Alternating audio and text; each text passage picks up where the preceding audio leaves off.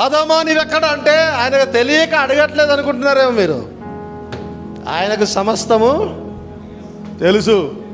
ఆయన డైరెక్ట్గా వెళ్ళి బయటికి రా అనగలడు ఆయన. కానీ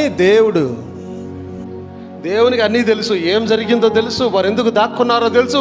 కాబట్టి పోయి వాళ్ళను బయటికి లాగలేడు ఆయన. తన బిడ్డల ప్రైవసీని కోరుకుంటున్న దేవుడు. అందుకే మనుషులను కూడా కొన్నిసార్లు మనము తెలిసినా కూడా చూసి చూడనట్టు ప్రవర్తిస్తుంటాం అక్కడ. ఎందుకు? ఆ వ్యక్తులు బాధపడకూడదని, హట్ అవ్వకూడదని, తెలిసినా కూడా తెలియనట్టు, తప్పు చేసినా కూడా చేయలేనట్టుగా మనమే అలాగ చేస్తే దేవుడు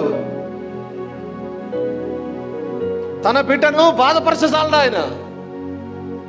తన ఆదామును బాధపరచసాలడు ఆయన. ఆదాము భయముతో సిగ్గుతో దాక్కున్నాడు. ఏంటి ఇలా తప్పు చేశాను నేను, నా తండ్రికి విరోధంగా పాపం చేశాను నేనని తన భార్యతో చెట్లలో దాక్కున్నాడు. సిగ్గు కలిగింది ఆయనకి. తాము దిగంబర్లమని తెలిసిపోయింది. ముందుకెళ్ళలేని పరిస్థితి. మేము దిగంబర్లము కాబట్టి దేవుని ముందుకు ఇలాగ వెళ్ళలేమని అన్నప్పుడు దేవుడు వారిని బయటికి లాగసాలటి పరిస్థితిలో. తెలియక అడగట్లేదు ఆయన, తెలిసి అడుగుతున్నాడు. ఆదామా నువ్వెక్కడా? నిన్ను అడగలే, మొన్న అడగలే, అంతకుముందు దినం అడగలే, ఈ రోజే అడుగుతున్నాడు ఆయన. ఆదామా నీవెక్కడ? ఎందుకు? ఆయనకు తెలుసు ఏం జరిగిందో.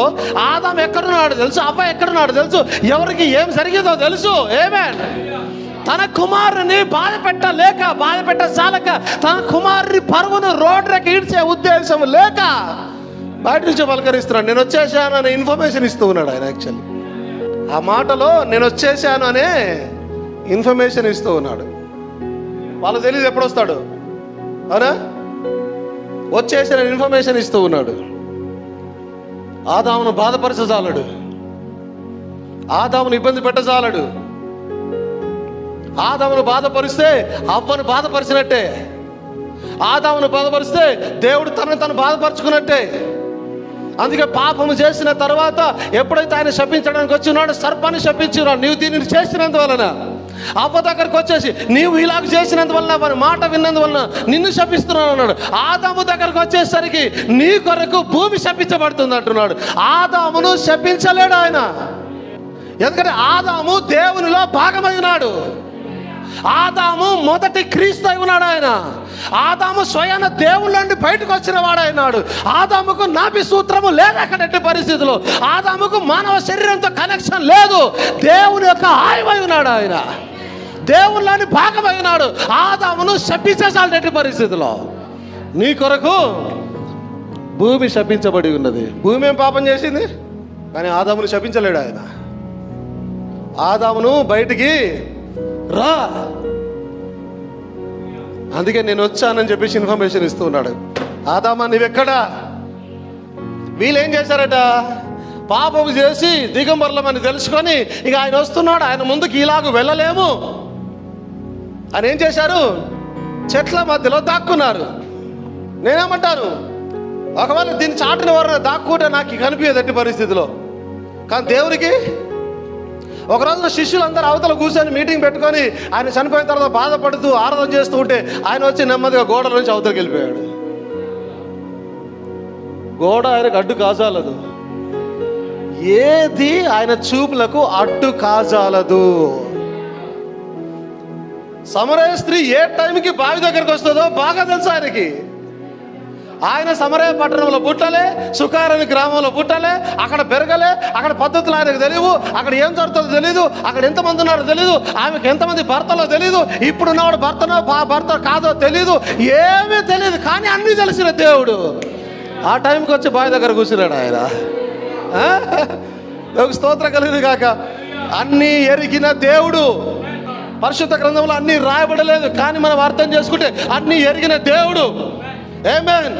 చిన్నకున్నప్పటి నుంచి 25-30 సంవత్సరాలు కలిసి ఆడుకొని, కలిసి ఉండి, కలిసి మాట్లాడుకొని, కలిసి సంబంధం పెంచుకొని, పరిచర్య విషయాలు మాట్లాడుకొని, నువ్వెక్కడ ఉంటావు, నేను ఇక్కడ ఉంటాను, ఎప్పుడు పరిచర్య ఏంటి, ఎలా అన్నీ మాట్లాడుకొని దొంగ స్తోత్రం కలిగిరిగాక.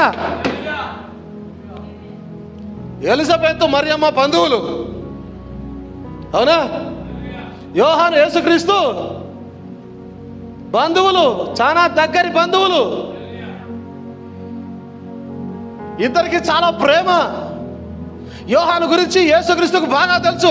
ఇతన్ని ఇలాంటి వాడు ఇప్పటి వరకు స్త్రీ గర్భంలో పుట్టలేదని సాక్ష్యం ఇస్తూ ఉన్నాడు. అన్నీ తెలుసు యోహాను గురించి. యేసుక్రీస్తు తన రూమ్లో కూర్చుండవచ్చు, ఆలోచన చేస్తున్నాడు. యోహాను నరకడానికి తీసుకుని వెళ్తున్నారు. ఆయనకు తెలుసు ఇప్పుడు ఏం జరగబోతా ఉందో. ఆయన ఇక్కడేం సంతోషంగా ఆనందంగా గంతులేస్తూ కూర్చోాలి. ఏం జరుగుతుందో తెలుసు ఆయనకి. దేవునితోనే దాగుడు మూతలా. నువ్వు ఎక్కడ దాక్కుంటావు కనిపించకుండా? నేను పాతాళం పోతా, నువ్వు అక్కడ ఉన్నావు. నేను ఆకాశానికి ఎక్కితే నువ్వు అక్కడ ఉన్నావు. నేను సముద్రానికి పోతా, నువ్వు అక్కడ ఉన్నావు.